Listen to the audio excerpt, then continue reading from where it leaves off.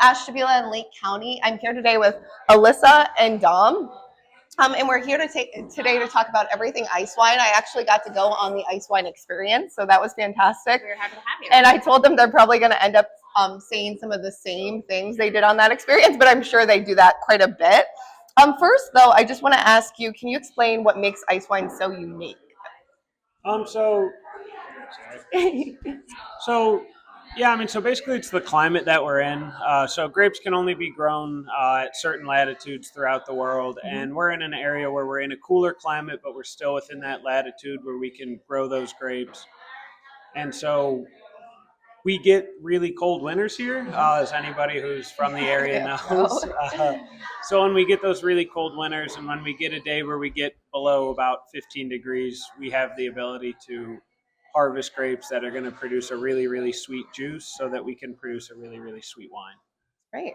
Alyssa, you want to add anything? Yeah. No, I mean, ice wine is, we're lucky. A lot of people complain of the cold, they complain about the weather, but we're really lucky to be able to actually produce a quality ice wine because we have Mother Nature's lovely cold. Yeah, exactly. And then doing events like this, I feel like that's one of the things where you can kind of theme, around the time when, like, in the winter, people don't want to do anything very much. So you can kind of come out and be like, hey, we have this special stuff going on. And so that's kind of what got me, interested in kind of looking into that. People an opportunity to say, hey, you know what? It may be dark and gloomy outside, but we can go out and we can still have fun and experience something that we can offer here in the Grand River Valley. That's fantastic. And so that kind of goes into, so I know you mentioned this, and then my brain was really listening, but it was very intense and very scientific. So if you'll tell our audience too about what grape varieties do you use for your ice wine, and how do that kind of, like, different varieties influence flavor? Can you give them a little detail? Yeah, absolutely. So back in the day, we did used to use some Cabernet Franc for an ice wine, but now we just exclusively use Vidal Blanc, which is a hybrid between an Italian grape Trebbiano and an American grape. And so the big advantage there is that the vine itself is really winter hardy, so it can deal with those cold temperatures. And then the skin on that berry is really thick, so you don't deal with problems like berry splitting that can lead to problems with the acetobacter in the vineyard and just spoilage on the vine. So we can leave those grapes hang out there from when they start to ripen in September all the way into mid-December or late January if we have to. Fantastic. Yeah. So how does the climate, so you mentioned the climate obviously is a big factor.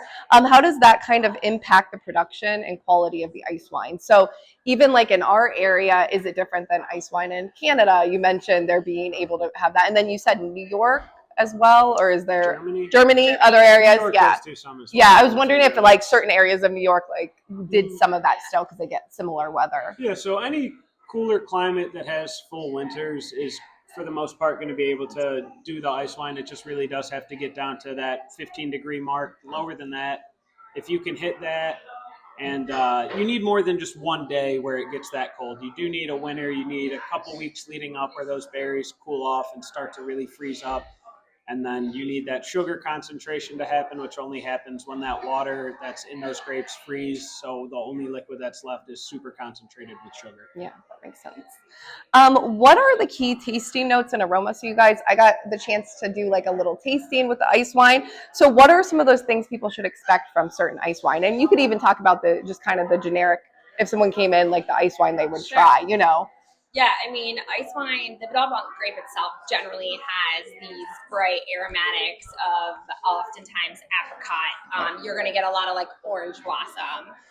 You get this beautiful kind of rich honeyed texture. The viscosity of ice wine is completely different than most other wines that you sample too. So I think that plays a role in the experience as well. It's a full mouthfeel, which is really nice. It's just a nice experience. And then of course, what we do here at the winery, which Dominick can talk a little bit about too, being like right now we currently have our bourbon barrel. So if you have ice wine that we ferment and then we do some aging in a bourbon barrel, that bourbon barrel is going to change some of those flavors. You're going to get similarities, but the barrel itself is going to add a little bit of something extra to the wine. Yeah, so for the bourbon barrel, we're starting to get like some caramel flavors. You also... Obviously, you get the bourbon from it. You get vanilla from the barrels. Really, from any barrel, you're going to start to get some vanilla. And so this year we're now doing some in a cognac barrel, which is interesting about that is cognac is made with Trebbiano, which is one of the grapes that was used for the hybrid Vidal. And then one of the other flavors that you often get from ice wine, because it has so much sugar in it, it takes the yeast a little bit longer to get that fermentation started off, and it just ferments a little bit slower, so you get like a nice brioche or toast with a lot of the flavors that you're going to have in ice wine. Yeah, I definitely felt like there was like smoky, I could say the vanilla and that smoky flavor, especially from that. I think it was the second to last pairing that we tried. I could definitely taste that. So some of the food pairings. So I know you said you do that a lot. Can you explain kind of that process to them? So food and wine pairing is an art, just like as winemaking. It's a lot harder than people think to make a really good wine. There's a lot of things like Dominick can talk about that can go bad. There's a lot of things that can go well. And when you have food and wine pairings, it's super important to kind of keep in mind that the ultimate goal is that the wine itself doesn't outshine the food, or the food doesn't outshine the wine. You want them to work together and not compete against one another. Yeah.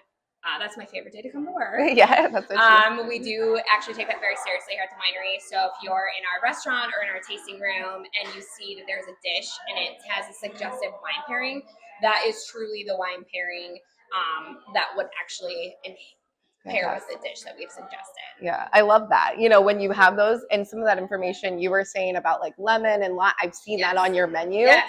And for me, that's always been like a great way to be like, okay, I'm going to listen. They're the experts, and kind of try different things out with the wine. And I think it gives people an opportunity to say, you know what, I'm not familiar with this grape varietal, but it says that it's paired with it. I'm going to try it. Yes. A good example of very scary, if you will, grape varietals is Gewürztraminer and Gruner Veltliner.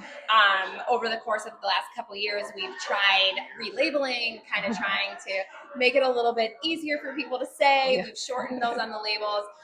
But really, if you put it on a menu and you say, hey, this wine pairs with this dish, give it a try. You may try it and think, wow, this is fantastic. Yep. I never would have been able to ask for Gewürztraminer, but now I know, and now it's not as intimidating. Yes, exactly. And when they're on a date, right, they'll sound pretty fancy. If they actually can say it. That's what I'm thinking.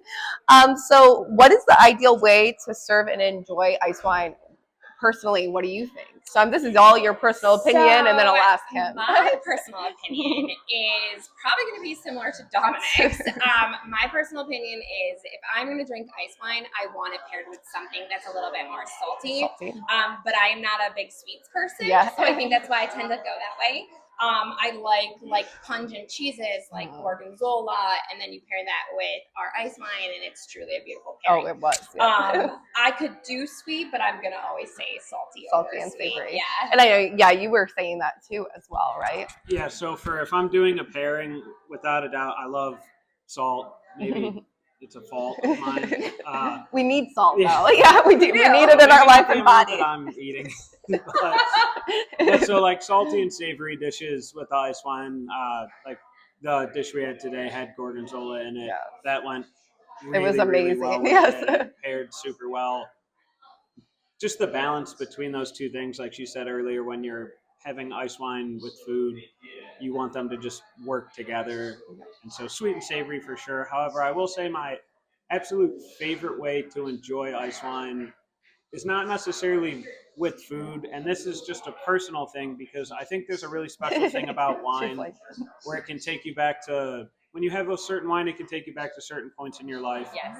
And growing up, every year on the longest day of the year, my parents would pour me and my brother just a little tiny bit of ice wine.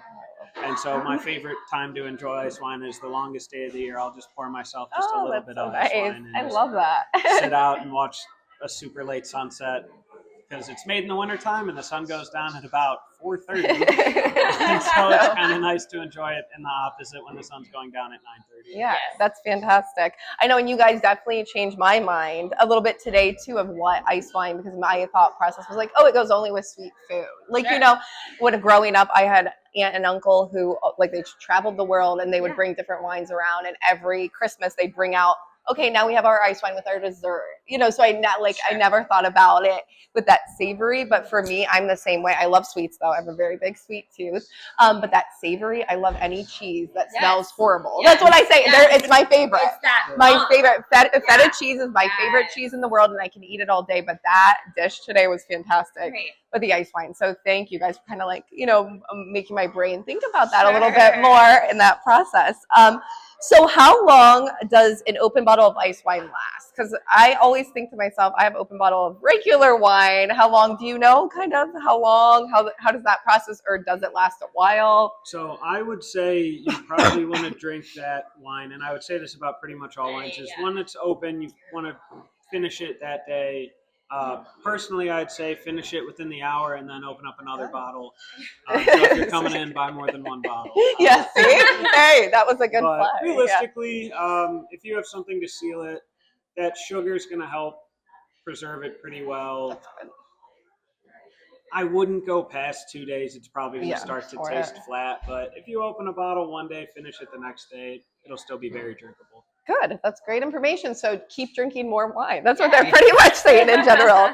So I have one pretty much last question. So is there anything else you would like to share about how the ice wine, this month has gone, all that kind of stuff, or any other information with it being time left? And then also anything coming up. I know you guys have this Bubbly Trail coming up in April. So would you like to share some information? So a lot of times people's minds, especially in this area, often go towards, we're going to visit the wineries, we're going to visit them in the summer months. Which, don't get me wrong, the wineries are gorgeous in the summer months. But for us, March is like the kickoff. So we start every March with our Ice Wine Festival, and that is kind of what sends us kind of lunging forward to the better things to come in warmer temperatures. It may not be warm today, it was like but snowy. We're getting there. So Ice Wine's kind of the start of it. And then April, this is actually the third year. So this is our third year coming up. We have a sparkling Bubbly Trail. So Ferrante's, Kasichuk Vineyards, M Cellars, and Lorello Vineyards decided we were going to come up with this sparkling trail that really showcased the beautiful sparkling wines that we have in the Grand River Valley. You travel to as many of them as you want, whenever you want. It's in April weekend, so Fridays, Saturdays, and Sundays from 12 to 5. And you pay $10 at each winery.